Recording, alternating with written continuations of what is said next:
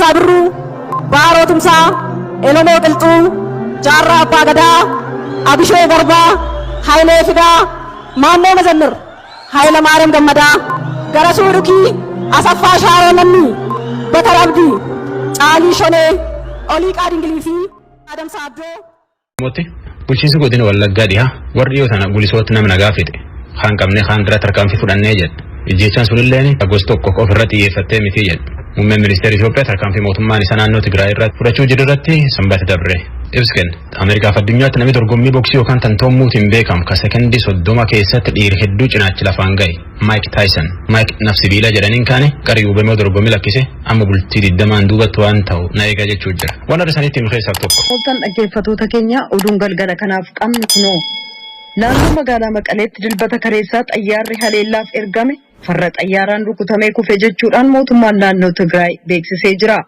Xayyaarri kun waaree dura gara sa'a naannoo 5 gara naannoo Maqalee dhufuusaa waajjirri koominikeeshinii naannoo sanaa ibsa baaseen beeksiseera. Xayyaarri waraanaa sun fixiinsa sanyiif kan ergame ture jedha ibsichi. Miseensi koree hojii raawwachiiftuu Iwahaat Geetaachoo Raddaa xayyaarattiin waraanaa sun kaleessa misaayilaan haleelamtee kuftee caccabdee jechuudhaan televiziyoona naannoof ibsaniiru. Kaleessaaf dheengadda Maqalee akkasumas magaalaa Digiraat keessatti haleellaan samiirraan raawwatamuuf yaalamaa ture. Yaaliin sunis uummata irratti kan qiyyaafate ture jedhan. Balalsiisaan xayyaara naannoo Maqaleetti rukutamee kufee lubbuun haa jiraatuuf dhiisuun hin beekamu ka jedhan obbo Geetaachoo Raddaa lubbuun jiraate yoo ta'e bakka xayyaarri sun itti kufte naannoo indartaatti barbaachi geggeeffamaa jira garuu misaayilaan waan haleelameef carraan lubbuudhaan ooluu xiqqooraa jedhaniiru. Magaalaa Maqalee keessaa kaleessa dargaggoonni caccabaa xayyaaraati kan jedhan qabatanii dhaadachaa turan. Magaalaa Maqalee kaaba gama bahaa naannoo Arguuree jedhamutti xayyaarattiin rukutamtee kufuun ibsameera. Hoogganaan naannoo sanaa Dr. Dabratsiyoon Gabramikaa'el Itoophiyaan gara wal waraansa hamaatti akka hin seenne jechuudhaan gamtaa Afrikaaf waamicha godhaniiru. Dr. Dabratsiyoon durataa gamtaa Afrikaa kan yeroo ammaa pirezidaantii Afrikaa Kibbaa Siriil Ramaphosaaf xalayaa erganiin kan guddina saffisaan beekamtu Itoophiyaan gara diigamuuf wal waraansaatti deemaa jirti jedhan. Uummata Tigray hoogganoota ofii filachuu isaatiin mootummaan federaalaa mootummaa Eertiraa waliin ta'uudhaan waraanaaf qophaa'aa ture ka jedhan Dr. Dabratsiyoon xalayaa erganiin yeroo ammaa uummata Tigray irratti waraanni ifatti labsameera jedhan. Biyyattiin wal waraansaatti akka hin seenne gamtaan Afrikaa paartileen siyaasaa dhimmi ilaallatuuf waldoolii siivikii hirmaachisuudhaan mariisisuu furmaati isaa marii hunda hirmaachise geggeessuu akka ta'e ibsaniiru jedha Mulgeetaa Tsibahaa Maqaleerraa. Muummichi ministeeraa Itoophiyaa Abiy Ahmed hojiin seera eegsisuu geggeeffamaa jiru seera dhablummaan kun erga dhaabatee booda dhiyeenya ni xumurama jedhan. Muummichi ministeerichaa ergaa Tiwiitarii irratti barreessaniin michoota kanneen yaaddoo qaban ibsan galateeffataniiru. Duulli geggeessamaa jiru dhimma ofii kan keessoo bulchuuf dandeettii kan qabu mootummaa biyyaan geggeeffamaa jira jedhan. Dubbi himaa ministirii ittisaa Itoophiyaa Jeneraal Muhammad Tasammaa garuu kan Maqaleen rukutamee kufe jedhan jeettiiwwan keenya nageenyi isaanii eegamee ergama isaanii raawwataa jiru jechuudhaan fudhatama dhabsiisuu isaanii raadiyoo sagalee Ameerikaatti himaniiru. Dilbata kaleessaa muummichi ministeeraa itti gaafatamaa dhaaba basaasaa ministirii haajaa alaaf itti gaafatamaa waraana waliigalaa haaraa muudanii jiran.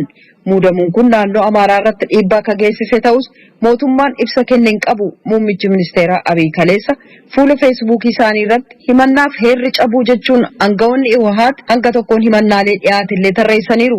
Sanbata darbe barreessaa duree tokkummaa mootummootaa waliin haasaa bilbilaa geggeessuun isaaniillee ibsameera. Tokkummaan mootummootaa ibsa baaseen hoogganoonni lamaan naannoo Tigray keessatti sabatiinsi dhabamuu araarteessummaa IGAD ilaalchisee mari'achuu isaanii beeksisee jira.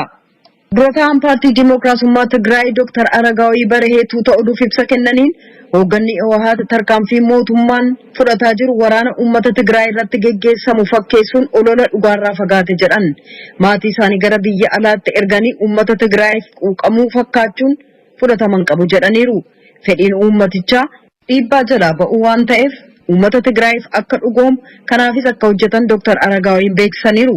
Tarkaanfiin waraanaa fudhatamus uummata irra miidhaa kan geessisne of eeggannoon akka ta'u mootummaaf waamicha dabarsaniiru jechuun Masfin Arraagee gabaaseera. Raayyaa waraana biyyaaf gaaddisa ta'e irratti haleellaa raawwatame jedhamu dura dhaabbachuuf adeemsa godhamu keessatti uummati obboleessa ta'e kan Tigray akka hin miidhamne jiraattonni magaalaa Hawaasaa gaafatanii haleellaa waraana biyyaa irratti raawwate balaaleffataniiru. Jiraattonni magaalattii pirezidaantii naannoo Sidaamaaf aangawoota naannoo waliin marii innaa geggeessanitti waggoota 27 darbaniif uummata saame kan jedhan garee Uwahaat irratti tarkaanfii mootummaan fudhataa jiru kan boodatti harkifate ta'us kan deeggaran ta'uu ibsaniiru. Pirezidaantiin naannoo Sidaamaa obbo Dastaa Ladaamoo ummatichi dammaqee naannoo isaa akka eegu yaadachiisanii naannoo sana aanaaleef gandeen keessatti nageenya ummatichaaf jecha waraqaan eenyummaa haaraan akka hin kennamne dhorkamuusaa yaadachiisanii uggurri kanneen biroon illee kaa'amuusaa ibsaniiru jedha Yoonaataan Zabdiyoos Hawaasaarraa. Uummata Tigraay raayyaa ittisa biyyaa cina dhaabbatee kan badii dalagu garee Uwahaat umrii gabaabsuu qaba jechuudhaan hoogganaan naannoo Amaaraa inni haaraan obbo Tashaagar Aaganyee dubbataniiru. Nagaa naannoo Amaaraa eegsisuuf cimanii kan hojjetan ta'us waadaa seenanii jiran kan itti gaafatama olaanaaf gara mootummaa federaalaatti darban pirezidaantiin naannoo sanaa kan duraanii obbo Tamasgan Xurunee gama isaaniin inni ijoo ta'e yoon dhabamsiifamne shororkeessummaan hin dhabamu jechuudhaan sirna geggeessaa isaanii irratti dubbataniiru. Obbo Aaganyoo Tashaagar akka jedhanitti ajandaan isaanii investimentii, dargaggootaaf carraa hojii banuu, qonnaaf turizimii irratti akka hojjetan ibsaniiru. Naannoo isaanii kan mudate qormaata yeroo ofirra aanuuf sochii ta'ullee akka isaan deeggaran dargaggootaaf paartilee morkattootaa akkasumas uummata Amaaraaf waamicha dabarsaniiru. Uummata Tigraay illee raayyaa ittisa biyyaa cina akka dhaabatu gaafataniiru jetti Asteer Misgaanaaw Baahirdaar irraa. Waraansi naannoo Tigraay keessatti geggeessamu akka dhaabatu hawaasi addunyaa dhiibbaa akka godhu ka gaafatu hiriirri lammiiwwan Itoophiyaa naannolee Washington DC fi naannoo see jiraataniin geggeessame har'a magaalaa Washington DC keessatti geggeessameera. Kan dhaggeeffataa jirtan raadiyoo sagalee Ameerikaa sagantaa afaan Oromooti. Pireezidaantii Doonaald Tiraamp filannoon pireezidaantummaa waldha'ee himannaa jedhu kan itti fufan yoo ta'u, ka filannoo sana injifachuun isaanii labsame taanaan pireezidaantii duraanii Joo Baayiden immoo gurmuu COVID-19tti duulu kan ofii isaanii kan uuman ta'uu beeksisanii jiran gabaasaa Miisheel Kuwiin jaallannee dhiyeessa. Erga filannoon pireezidaantummaa Yuunaayitid Isteetsi sadaasa 3 darbe kana gaggeeffame as biyyattiin bakka lamatti qoodamuun dhugaa ta'ee jira. Ittaanaa pireezidaantii kan turanii fi akka injifatan kan tilmaamame Joo Baayiden akka jedhanitti gara biyyattii bulchuutti ce'uufan jiraa jedhu.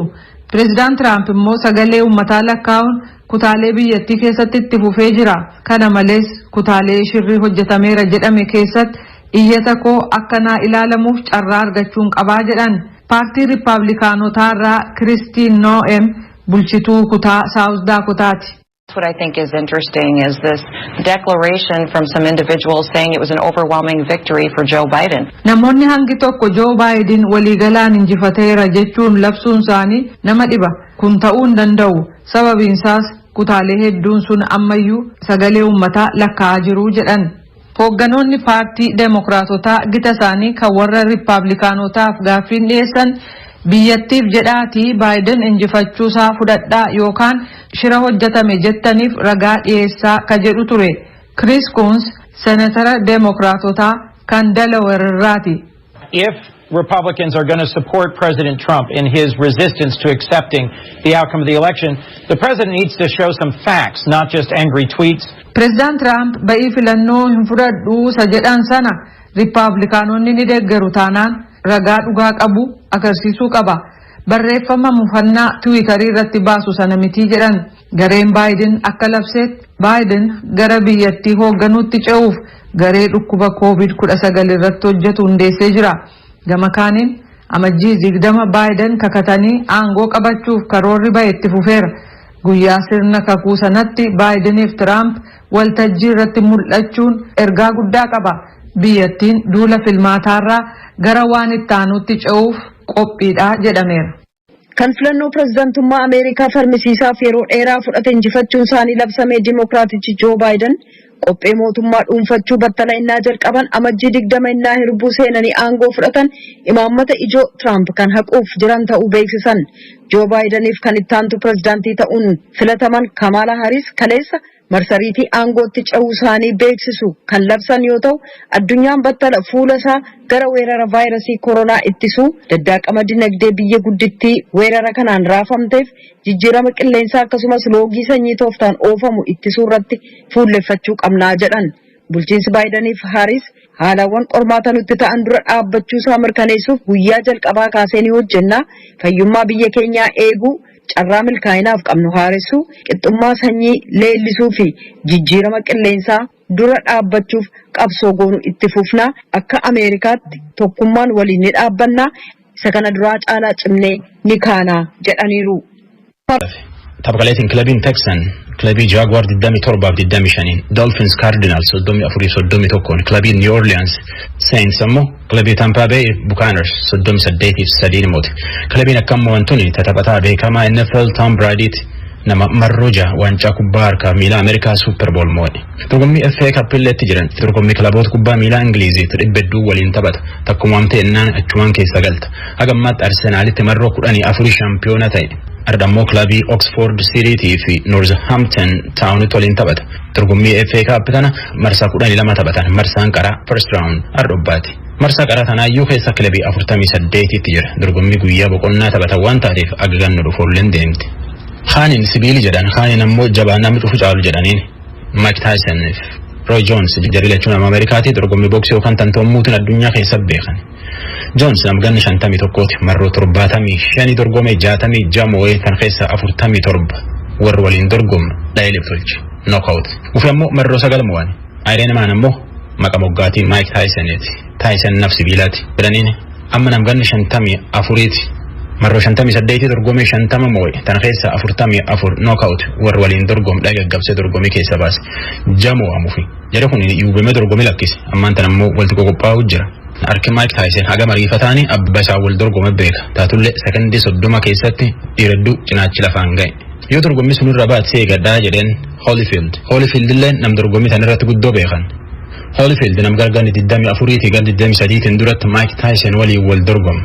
Holyfield nam gargaarni 58 bara 1996 keessa Mike Tyson wal dorgome gaafas Holyfielditti moo'ee jedhaniin marsaa 11 keessa irratti ganni tokkoon duubatti ammoo bara 1997 walti dacha'an marsaa 3 irratti walti dacha'an Mike Tyson ittuma midhaafatetti ilaalum laaletti gurra Holyfield qarxamma tolchi ammallee teessifataa jennaan qabanii gargar baasan achumaan taphidhumate gaafas Holyfielditti moo'e jari kun ammaan tan gargarni 20 duubatti walti dacha'a guyyaa 20 tafe yoo hanqachuu baatte. Atuun ispoortii muummeen ministeera Itoophiyaa Dr. Abiy Ahmed lol naannoo Tigraay irratti sanbaatti ibsa kenne lola kunini gar lol guddaattu jijjiiramuu danda'a jedhanii yaaddoo jira. Jalanneen nutti. Muummichi ministeera Itoophiyaa Abiy Ahmed seera kabachiisuuf tarkaanfiin fudhatamaa jiru seeraan buluu diduun mudate akkuma xumura argateen kan dhaabbatu ta'uu ibsan. Ergaa Tiwiitarii irratti barreessaniin waahillan keenya yaaddoo qaban ibsaniif Itoophiyaan ni dinqisiifatti jedhaniiru. Akka biyya abbaa biyyummaa ofii qabdu tokkotti dandeettii dhimma biyya keessaa gaggeessuu qabnuun duulli kun gaggeeffamaa jira jedhan. Miseensi koree hojii raawwachiistuu adda bilisummaa uummata Tigray yookaan Tplf kata'an obbo Geetaachoo Raddaa dilbata kaleessaa akka jedhanitti xayyaara waraanaa Itoophiyaa kuffisneerra jedhan. Dubbi himaan ministirii ittisaa kan Itoophiyaa Jeneraal Mohammad Tasammaa jecha kana fudhatama dhabsiisuun jeettonni keenya hundumtuu ergama isaanii raawwachuudhaan nagaan deebi'aniiru jedhan. Sanbata darbe barreessaa dureen tokkummaa mootummootaa muummicha ministeeraa Abiy Ahmed waliin bilbilaan dubbataniiru. Akka ibsa tokkummaan mootummootaa baase jedhutti lameenuu muddamiinsa bulchiisa naannoo Tigraay keessaa fi maanguddummaa Igaadiif waajjira barreessaa dureen gaggeeffamu irratti dubbatan. Muummichi ministeera Itoophiyaa Abiy Ahmed dilbata kaleessaa tarkaanfii waraanaa Tigraay irratti gaggeeffamu itti fufuu beeksisan. Duulli kunis seera kabachiisuuf kan jedhamedha jedhaniiru. Samiirraa haleellaan gaggeeffamu biyyattii keessatti wal waraansa siviilotaa kaasaa sodaan jedhu akka dabalu taasise.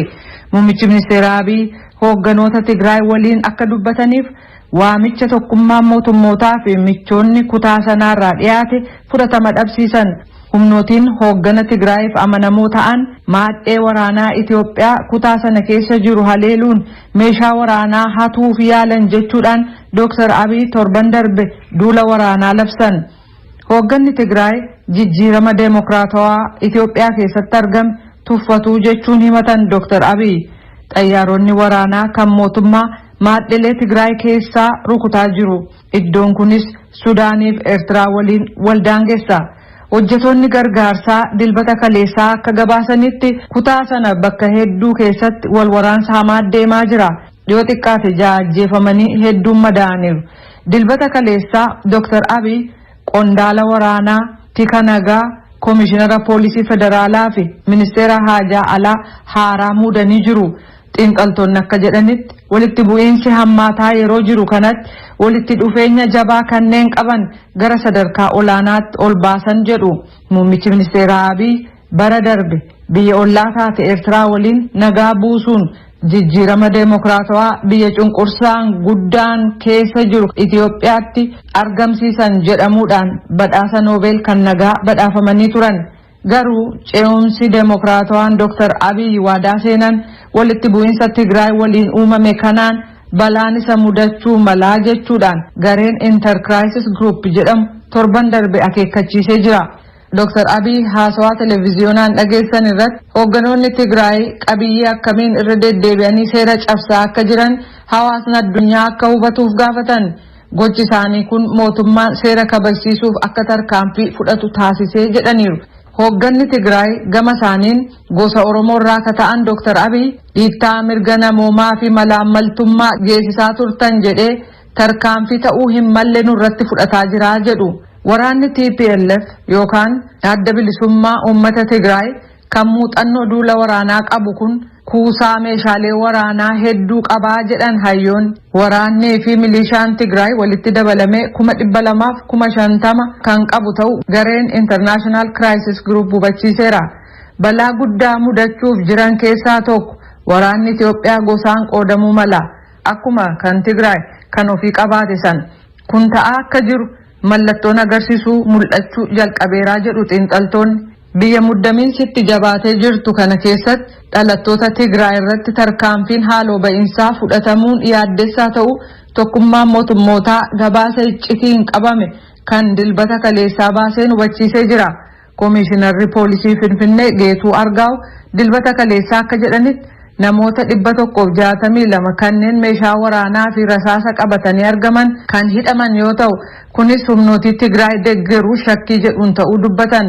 Shakkamtoonnis qoratamaa akka jiran ibsa baasaniin hubachiisanii garuu gosa sakamirraa akka ta'an hin ibsine. Ittaantuu bulchituun magaalaa Finfinnee Aadde Adaanech Abeebee sanbata darbe akka jedhanitti miseensota Tplf kanneen bulchiisa Finfinnee keessaa hojjetan kan hidhaman yoo ta'u kunis nagaa dhabamsiisuu irratti karoorfatuu shakkii jedhuun ta'uu ibsaniiru. Mootummaan Dr. Abiy waraana gara Tigraayitti sossoosaa yeroo jiru kanatti kutaaleen biyyattii hafan raafama hokkara gosaa uumamuun nageenyi qaawwaa uumuu malaa jedhu xiinxaltoonni. Godina Wallaggaa dhiyaa jedhetti warra lolliyoo sanaatiin gulisoota baqatee qarqaaruu jiran akka bulchaan godina kanaa obbo Eliyaas Ummataa jedhetti miilota baa'uu shanii achitti nam fixanillee kaan qabanii kaan tarkaanfii irratti fudhatan. Nam hagana ajjeesni jechuu baatullee nama 45 qaqqabnee jedha. Akka Komishinerii Poolisii Oromiyaa Araarsa Mardaasaa sanbata dabre jedhetti Wallaggaa dhiyaatti miilota abaa'uu shanii 24 fixan. Kam kaaniin ammoo akka bulchaan godina Wallaggaa dhihaa jedhetti namni milishooti abaa'uu shanii gulisootti fixanii gosa tokko qofaa miti. Kan miilota abaa'uu shaniitiin himatan kan irratti oduu hima isaanii bilbila argachuu hin dandeenye jedha. Naakkor Malkaa oduu nu ergeen. Godina Wallagga lixaa aanaa Gullisoo ganda gaawwaa gaanqaatti torban darbe jechuunis akka lakkoofsa Itoophiyaatti onkololeessa 22 bara 2012 ajjechaa lammiilee nagaa ganda gaawwaa gaanqaa keessa jiraatan irratti taasifame hordofuudhaan jiraattota gandichaa qe'ee ofii irraa buqqaan deeggaraa jiraachuu fi qe'ee isaaniitti deebisuudhaafis hojjetaa jiraachuu dubbatu bulchaan godina Wallagga lixaa obbo Eliyaas Ummataa. Deeggarsa namoota kanaaf mootummaaf hawaasni taasisaa jira jedhanis akkasitti ibsanii jiru. Obbo Eliyaas.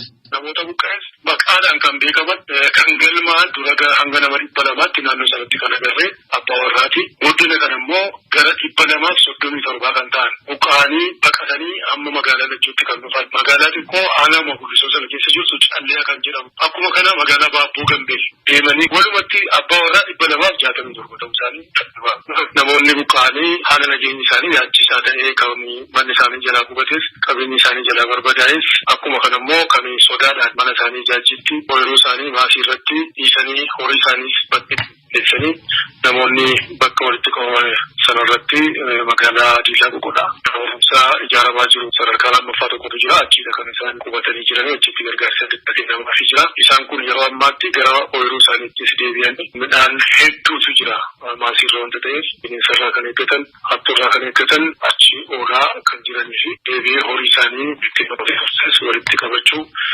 sammuu isaaniitti deebi'uu sodaa keessaa bahuu yoo akkasitti deebi'amaa jira. Jaarsoliin sanaa abbootiin amantaa dhalootaan itti dhiyoo ta'anis uummata kanatti hirmatanii kan isaan jiranii godinarraas tiimiin achi jiru jira.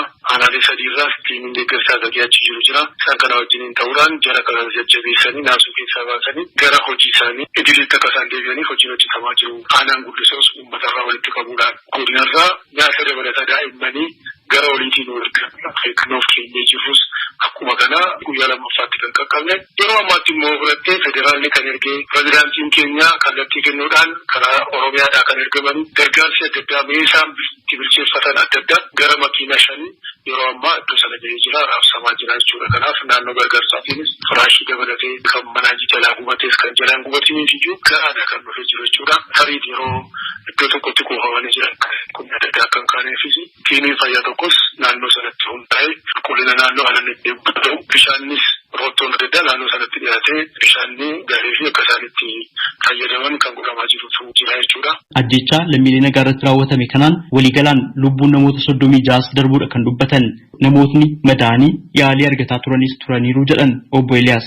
Qabatamaatti namni isaan achitti karaa baay'ee nama suukanneessuun iddoo tokkotti naannoo bosonaatti waamanii ajjeesan iddoo tokkotti nama 30 ta'uusaa jala mufee dubbachuu barbaada. Kana abbootii amantaa jaarsolii biyyaa dhaabatanii awwaalcha sana geggeessan qaama achi jiru qulqulleeffachuu kan danda'u isa kanaadha. Isa booda nama 11 kan ta'an buufata fayyaa diillaa gogolaa dhangalanii turan jiru. Achi keessaa dhiirri lamaa halkanuma sana miidhaan isaanii cimaa wanta tureef boqotaniiru kan ija keenyaan agarree 34 ta'aa jechuudha. Akkuma kana bosonni yeroo sakatta'amu dubartii tokkoo fi dhiira tokkos akkuma kana ajjeesanii bosona keessatti kan gatan baasnee ija keenyaan kan agarre nama lama jedhama. Walumaa galatti lubbuun namaa darbee nama 36 jechuudha. Inni kan biraan namoonni madaa'anii yaalamaa jiran fakkeenyaaf hospitaala Ayiraatti miidhaa kan naqee ilaale. Miidhaa salphaa kan ta'e immoo buufata fayyaa diillaa gogolaa ammas kan jiran jiru. Isaan kun immoo lakkoofsaan nama 11 12 isaa kana keessaayyuu fayyanii immoo fooyya'anii gara maatii isaaniitti kan makaman jiru jechuudha. Kanarraa kan hafe inni miidiyaan ho'isee darbatu kunis sirrii akka hin taane ibsuun barbaada. Sabaa himaaleen tokko tokko haleellaan kun dhalattoota saba Amaaraa qofaa irratti kan xiyyeeffate jechuudhaan kan dubbataa turanis dogongoraa jedhan. Qaaxxee kanaan dhalattoonni Oromoo ajjeefamanis jiru jechuun akkasitti ibsanii jiru.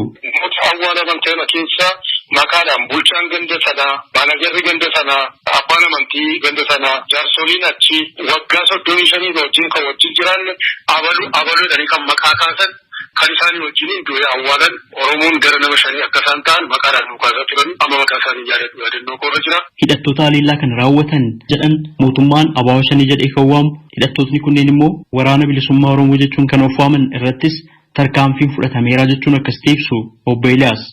Naannoo sana jiru amma tasgabbiitti haalanitti deebi'eetu jira. Tarkaanfiin fudhatamee jira. Sakattoon naannoo sanatti gaggeeffamee jira. Hanga yoonaatti namni 45 dhimma kanaan kan wal qabatu to'annaa jala oolaniinu 45 keessaa harka akka kennatanii fi walitti bu'iinsa godhameen didanii deebisanii qaama nageenyaa naannoo sanatti bobba'ee jiru irrattis fincila kaasuuf kan yaalan irratti tarkaanfiin kan fudhatamee jira. Akkuma kana immoo harka kan kennatan jira. Shakki uummata naannoo sana jiruunis hawaasaatiinis heeruun irratti dhiyaatee to'annaa jala kan oolan jiru. Kanaaf yeroo ammaatti naannoo sanaatii hidhatee kan socho'u dhiibbaa geessisuu kan danda'u ammaaf odeeffannoo qaama nageenyaa keenya achi jirurraa fageenyaanis achirraa hanga sa'aatii 3 hanga sa'aatii 4 deemanii hanga bosona limitii kan isaan jiran keessa dhokatanii ta'an sanaatti deemanii kan qulqulleessanidha. Yeroo ammaatti wanti yaaddessaa ta'e hin jiru. Obbo Eliyaas tarkaanfii humnootni nagaa eegumsaa mootummaa fudhataniin hidhattoota ajjeefaman jedhan lakkoofsaan ibsuurraaf qusatanis Komishinarri Jeneraalaa Poolisii Oromiyaa Araarsaa Mardaasaa torban darbee guyyaa sanbata xiqqaa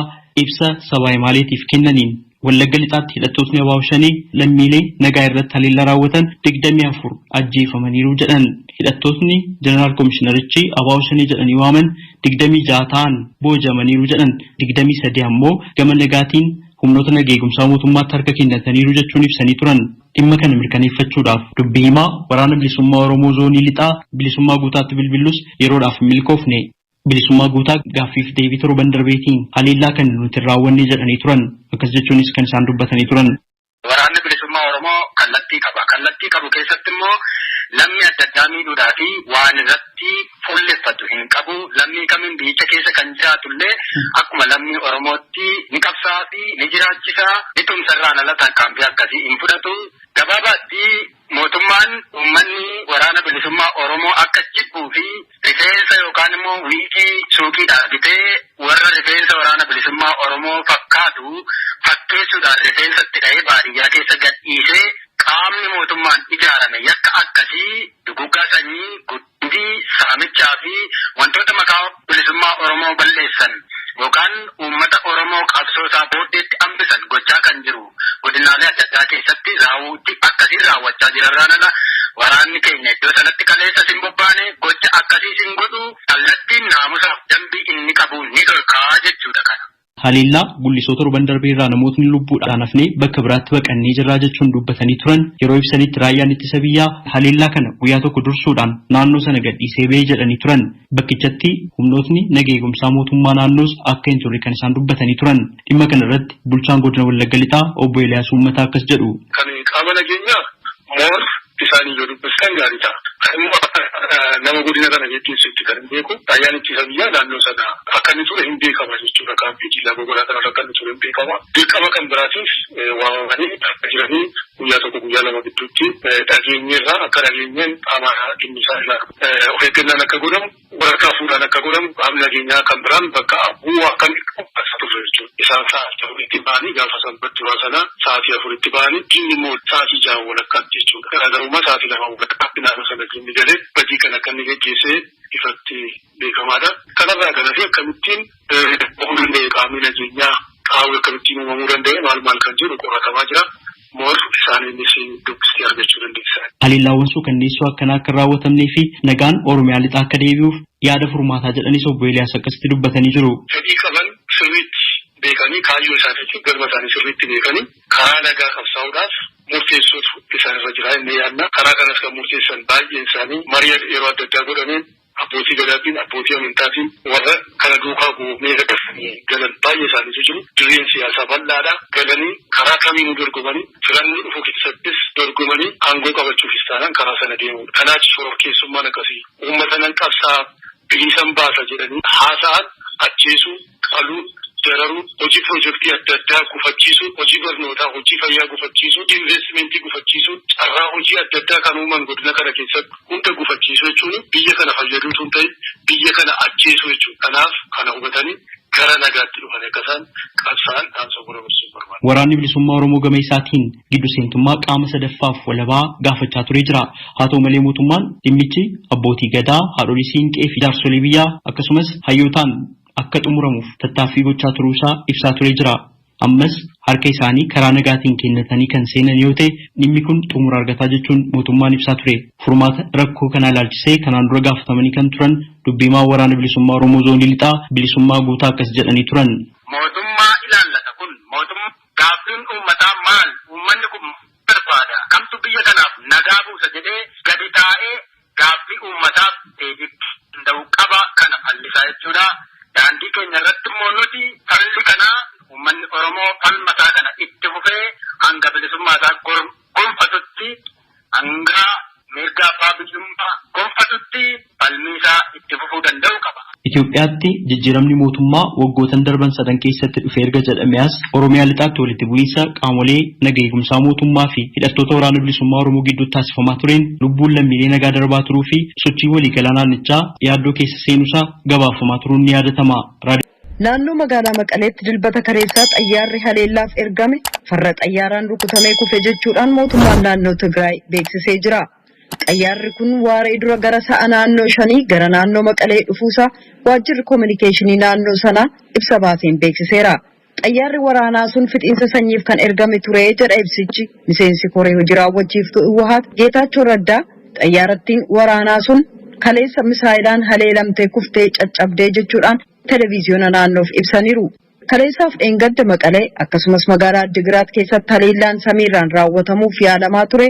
Yaaliin sunis uummata irratti kan xiyyeeffate ture jedhan. Balalsiisaan xayyaara naannoo Maqaleetti rukutamee kufee lubbuun haa jiraatuuf dhiisuun hin beekamu ka jedhan obbo Geetaachoo Raddaa lubbuun jiraate yoo ta'e bakka xayyaarri sun itti kufte naannoo Indartaatti barbaachi geggeeffamaa jira garuu misaayilaan waan haleelameef carraan lubbuudhaan ooluu xiqqoodha jedhaniiru. Magaalaa Maqalee keessaa kaleessa dargaggoonni caccabaa xayyaaraati kan jedhan qabatanii dhaadachaa turan. magaalaa Maqalee kaaba gama bahaa naannoo Arguuree jedhamutti xayyaarattiin rukutamtee kufuun ibsameera. Hoogganaan naannoo sanaa Dr. Dabratsiyoon Gabramikaa'el Itoophiyaan gara wal waraansa hamaatti akka hin seenne jechuudhaan gamtaa Afriikaaf waamicha godhaniiru. Dr. Dabratsiyoon durataa gamtaa Afrikaa kan yeroo ammaa pirezidaantii Afrikaa Kibbaa Siriil Ramaphosaaf xalayaa erganiin kan guddina saffisaan beekamtu Itoophiyaan gara diigamuuf wal waraansaatti deemaa jirti jedhan. Uummata Tigraay hoogganoota ofii filachuu isaatiin mootummaan federaalaa mootummaa Eertiraa waliin ta'uudhaan waraanaaf qophaa'aa ture ka jedhan Dr. Dabratsiyoon xalayaa erganiin yeroo ammaa uummata Tigraay irratti waraanni ifatti labsameera jedhan. Biyyattiin wal waraansaatti akka hin seenne gamtaan Afrikaa paartileen siyaasaa dhimmi ilaallatuuf waldoolii siivikii hirmaachisuudhaan mariisisuu furmaati isaa marii hunda hirmaachise geggeessuu akka ta'e ibsaniiru jedha Mulgeetaa Atsibahaa Maqaleerraa. Muummichi ministeeraa Itoophiyaa Abiy Ahmed hojiin seera eegsisuu geggeeffamaa jiru seera dhablummaan kun erga dhaabatee booda dhiyeenya ni xumurama jedhan. Muummichi ministeerichaa ergaa Tiwiitarii irratti barreessaniin michoota kanneen yaaddoo qaban ibsan galateeffataniiru. Duulli geggeessamaa jiru dhimma ofii kan keessoo bulchuuf dandeetti Kasasaa Birruu, Baaroo Tumsaa, Oromoo Qilxuu, Jaarraa Abbaa Gadaa, Abishee Garbaa, Hayilee Fidaa, Maannoo Mazannir, Hayila Maariyaam Gammadaa, Garasuu Dhukii, Asaffaa Shaaroo Namni, Batar Abdii, Caalii Shonee, Olii Qaadingilii fi Adamsaa Addoo